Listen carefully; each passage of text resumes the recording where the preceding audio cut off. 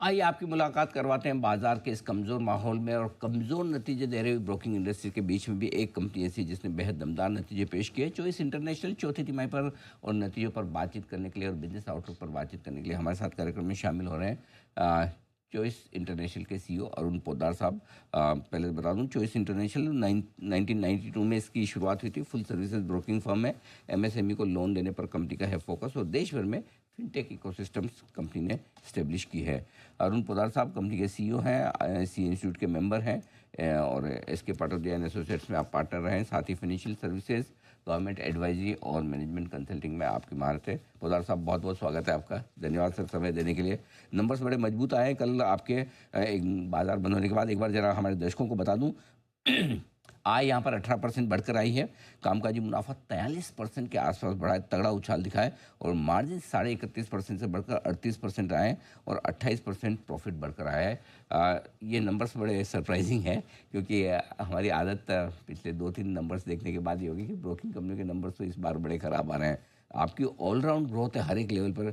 मेरे ख्याल से ये सबसे बेस्ट फाइनेंशियल ईयर रहा है आपका। हाँ, तो सर नमस्कार। तो अभी तक जो भी नंबर्स अपने आए हैं तो अभी तक ये अपने बेस्ट नंबर्स रहे हैं। लगभग अपन ने इस साल लगभग 922 करोड़ रुपए के बिजनेसेस पे क्लोज किया है, जो लास्ट ईयर अपना लगभग 760 करोड़ रुपए के आसपास था। ओके।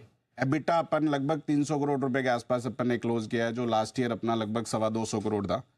और द बेस्ट पार्ट अगर आप इसमें देखेंगे अनिल जी, तो अपना एबिटा मार्जिन भी यहाँ पे 2-2.5% इंप्रूव हुआ है पिछले साल से। सो ओवरऑल मल्टी डाइवर्सिफाइड चीज़ों का कंट्रीब्यूशन रहा इसमें। ब्रोकिंग एंड डिस्ट्रीब्यूशन बहुत स्लाइटली डिप है कंपेयर करें अपन क्वार्टर की परफॉर्मेंस के हिसाब से, बट एडवाइजरी ने बहुत बड़ा रोल प्ले किया है। वहां पे अपन ने इसको अच्छे तरीके से इसको चीज़ को लेके आए हैं। होपफुली अपन इसको आगे और भी बेहतर कर रहे हैं। तो एक तो ब्रोकिंग बिजनेस की परफॉर्मेंस बताएं कि कितनी कम रही है और क्या इस तिमाही में अब इसमें इम्प्रूवमेंट के सिग्नल आने लगे हैं जैसे जैसे हाँ, तो सर्टेनली अनिल जी, जिस तरीके से नंबर्स अगर अपन देखें तो क्वार्टरली अगर अपन नंबर्स देखें तो हार्डली 5 करोड़ का एक डिप है जो पिछले Q4 में आया है अपने को। ओके। और करंट क्वार्टर में ऑलरेडी नंबर्स एक अच्छी ग्रोथ पकड़ रहे हैं, जिस तरीके से मार्केट ने भी पॉजिटिव साइन देना स्टार्ट किया है। मैं ना ब्रोकिंग इंडस्ट्री में हमारा जो एक की थीम रहता है, हमने फिजिकल ब्रांचेस पे हमारा काफ़ी फोकस रहता है। ओके। हमने पिछले साल हमारा स्टार्ट में जब हम मिले थे तब अपनी लगभग 120 ब्रांचें थी और अब हम लगभग 200 ब्रांचों के साथ पूरे इंडिया में हैं और अगले साल भी हम लगभग 100 ब्रांचें और खोलने वाले हैं।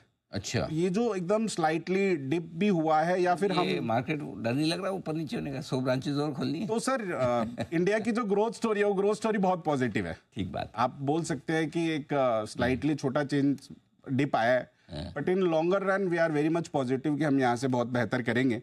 सो अगले साल में अपन 100 नई ब्रांचों के साथ नीचे ग्राउंड तक पहुंचने की कोशिश करेंगे। ठीक बात। सो लोगों से बेहतर अप्रोच होती है सर। आपने एक एडवाइजरी बिजनेस की बात की कि इस क्वार्टर में एडवाइजरी बिजनेस ने बचाया। वहाँ परफॉर्मेंस कैसी रही, आगे का आउटलुक वहाँ भी समझाइए। सर एडवाइजरी साइड में अपना इस साल इस क्वार्टर में लगभग 90 करोड़ रुपए का रेवेन्यू का कंट्रीब्यूशन रहा और हमारी आज के दिन लगभग 500 करोड़ के आसपास की ओपन ऑर्डर बुक है और लगभग 12 आईपीओ के मैंडेट्स अपने पास इन हैंड है। ओके। तो और पिछले महीने भर में भी अपने पास लगभग 100-125 करोड़ के नए प्रोजेक्ट्स गवर्नमेंट से भी आए हैं। अच्छा। तो इस पूरे पीस में we are very much positive कि अपन बेहतर नंबर्स अगले इस साल में भी अचीव करेंगे। और गवर्नमेंट एडवाइजरी में जैसे जैसे आपके क्रेडेंशियल बनते जाते हैं, जैसे जैसे आपकी आउटपुट डिलीवरी होती जाती है, आपकी स्किल सेट, आपके नंबर्स बेहतर होते जाते हैं। तो यहाँ पे भी हम बहुत पॉजिटिव हैं कि हम यहाँ पे बेहतर नंबर करेंगे। ओके। तो इसमें एडवाइजरी में दोनों है, एक तरफ आपकी जो इन्वेस्टमेंट बैंकिंग डिवीजन भी एडवाइजरी में गवर्नमेंट कंसोलिडेट होता है और एक गवर्नमेंट एडवाइजरी वाला। दोनों में अच्छा बिजनेस, दोनों में अपन बेहतर कर रहे हैं और अपन आगे भी बेहतर करेंगे सर। एनबीएफसी सेगमेंट में अब धीरे धीरे वापस से शायद रिकवरी के संकेत आ रहे हैं, ऐसा कुछ दिख रहा है? सो एनबीएफसी में सर पिछले 2 क्वार्टर थोड़े से हार्ड रहे, बट अपन ने एक जयपुर बेस्ड एक पैसा बड़ी करके एक एनबीएफसी थी। ओके। उसको अपन ने टेक ओवर किया था और अभी अपना जो एयूएम है वो लगभग 800 करोड़ के आसपास है। सर्टेनली एज ए ऑर्गेनाइजेशन जो मेजर फोकस रहेंगे वो ब्रोकिंग एंड डिस्ट्रीब्यूशन और एडवाइजरी पीस रहेगा। एनबीएफसी भी सर्टेनली अपन ग्रोथ करेंगे, बट पहले 2 जो सेगमेंट है वहां पे हम एग्रेसिव ग्रोथ देख रहे हैं। ब्रोकिंग के साथ आपका जो डिस्ट्रीब्यूशन का सेगमेंट है जिसमें इंश्योरेंस और मेरे ख्याल से और दूसरे, अब तो आपको म्यूचुअल फंड का लाइसेंस भी हाँ, मिल तो गया, हमें एएमसी का इन प्रिंसिपल अप्रूवल आ गया ऑलरेडी, और अपन ने फाइनल अप्रूवल के लिए ऑलरेडी भेजा हुआ है सेबी में एप्लीकेशन के लिए। Okay so hopefully before Diwali अपन अपना खुद का म्यूचुअल फंड भी लॉन्च करेंगे। Okay, it will be also part of Choice Group only. अच्छा, ओके, इसी कंपनी में रहेगा। इसी कंपनी, तो चॉइस इंटरनेशनल के नीचे ही वो एएमसी का बिजनेस भी रहेगा। ये डिस्ट्रीब्यूशन बिजनेस में किस तरह का आउटलुक है आपका? सो डिस्ट्रीब्यूशन में सर, जिस तरीके से मैंने बताया कि ब्रोकिंग एंड डिस्ट्रीब्यूशन में अपन अपनी जो फिजिकल ब्रांच एक्सपेंशन कर रहे हैं, अपन ने एक अराते कैपिटल करके भी एक रिसेंटली एक टेक ओवर किया था। सो अपना जो एयूएम पहले लगभग 1100 करोड़ का था, तो अपन ने लगभग 5,500 करोड़ के एयूएम का अराते कैपिटल अपने साथ मर्ज किया है। Okay, so now we are at 6,000 crore के एयूएम के अपन ऊपर है लगभग। सो वहाँ पे भी again physical distribution, agency model और अपनी team plus digital complete hand holding, इन चारों चीज़ों के साथ अपन बेहतर ग्रोथ एक्सपेक्ट कर रहे हैं। आपने 2-3 बार वो फिजिकल ब्रांचेस की बात की, तो क्या आपको ये लगता है कि फिजिकल ब्रांचेस होने की वजह से आपकी ब्रोकिंग में डिप कम आई और क्या वही फोकस तो रहेगा? हमें हमारा बहुत स्ट्रांग बिलीव है कि इंडिया में आज भी फाइनेंशियल सर्विसेज का जो कंज्यूमर है उसको फिजिकल प्रेजेंस की नीड है। अच्छा, और जब आप मेट्रो सिटीज या स्टेट कैपिटल्स से नीचे जाएंगे और जहाँ पे कंज्यूमर नया अब सिस्टम में आना है, उसके लिए फिजिकल प्रेजेंस एक बहुत पॉजिटिव अट्रैक्शन होता है।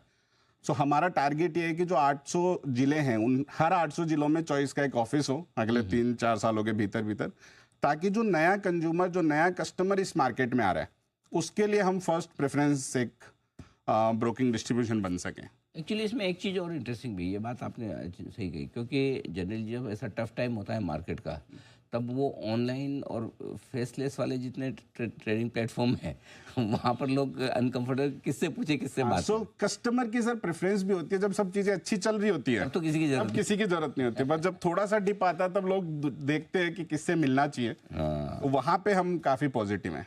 ठीक बात है, बढ़िया। तो अच्छा, अब इस तिमाही के लिए थोड़ा आउटलुक बताएं कि करंट तिमाही जो है किस तरह की ग्रोथ आ सकती है पिछले तिमाही के मुकाबले? सर तिमाही में भी बहुत शॉर्ट टर्म टारगेट है, but in a longer run हमने पिछले 5 साल में लगभग 50% प्लस की CAGR से ग्रोथ किया है, and we are very much positive कि अपन इस ग्रोथ स्पीड को मेंटेन पक्का करेंगे। और नंबर्स तो सर्टेनली गवर्नमेंट एडवाइजरी के भी ऑर्डर्स आए हैं, ब्रोकिंग डिस्ट्रीब्यूशन भी इम्प्रूव हुआ है। सर्टेनली Q4 से तो बेहतर Q1 में नंबर्स रहेंगे। Okay, wonderful. तो पहली तिमाही के नंबर्स भी अच्छे रहेंगे और उम्मीद करें ये साल भी आपका बेहतर हो। और बाजार आपके स्टेटमेंट से बड़ा खुश है, डे हाई पर स्टॉक ट्रेड कर रहा है, 5% की अच्छी मजबूती बनती हुई दिख रही है, और 592 पर स्टॉक ट्रेड कर रहा है। एकदम जो मतलब पहली ब्रोकिंग फर्म है जिसने ग्रोथ दिखाई है इस तिमाही में। बहुत बढ़िया नंबर। अरुण जी, बहुत बहुत धन्यवाद, आपने समय दिया और विस्तार से नतीजे पर आपने बातचीत की। जो इस इंटरनेशनल दमदार नतीजे पेश करता है और स्टॉक में भी जबरदस्त एक्शन, 600 के बेहद करीब पहुंचता हुआ स्टॉक, और आउटलुक भी बहुत ही स्ट्रॉन्ग।